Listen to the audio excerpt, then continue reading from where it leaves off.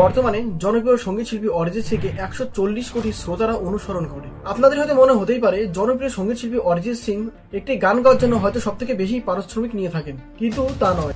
বর্তমানে জনপ্রিয় সঙ্গীত শিল্পীরা একটি গান গাওয়ার জন্য যত পারিশ্রমিক নেন কেউ বহুগুণ বেশি নেন 90 দশকের একজন জনপ্রিয় সঙ্গীত শিল্পী। তার আনুমানিক প্রায় 2000-এরও বেশি গান রয়েছে। তিনি বিভিন্ন ধরনের ভাষায় গান গেয়েছেন, সব থেকে বেশি গান গেয়েছেন হিন্দিতে, যার হিন্দু ধর্মে পূর্বে নাম ছিল দিলীপ কুমার। যখন তার বয়স 9 বছর হিন্দু ধর্ম ত্যাগ করে মুসলিম ধর্ম গ্রহণ করার সাথে সাথে তার নামও পরিবর্তন হয়ে যায়। নাম পরিবর্তন হয়ে তার নাম হয় A.R. রহমান। বর্তমানে জনপ্রিয় সঙ্গীত শিল্পী শ্রেয়া ঘোষাল একটি গান গাওয়ার জন্য পারিশ্রমিক নেয় 25 লক্ষ টাকা। সঙ্গীত শিল্পী সুনিধি চৌহান 18 থেকে 20 লক্ষ টাকা নেয় একটি গান গাওয়ার জন্য।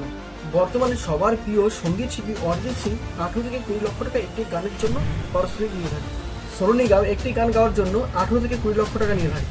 90 দশকের জনপ্রিয় সঙ্গীত শিল্পী A.R. রহমান একটি গান গাওয়ার জন্য 3 কোটি টাকা পারিশ্রমিক নিয়ে থাকেন, ভারতের অন্যান্য সঙ্গীত শিল্পীদের তুলনায় বহুগুণ বেশি।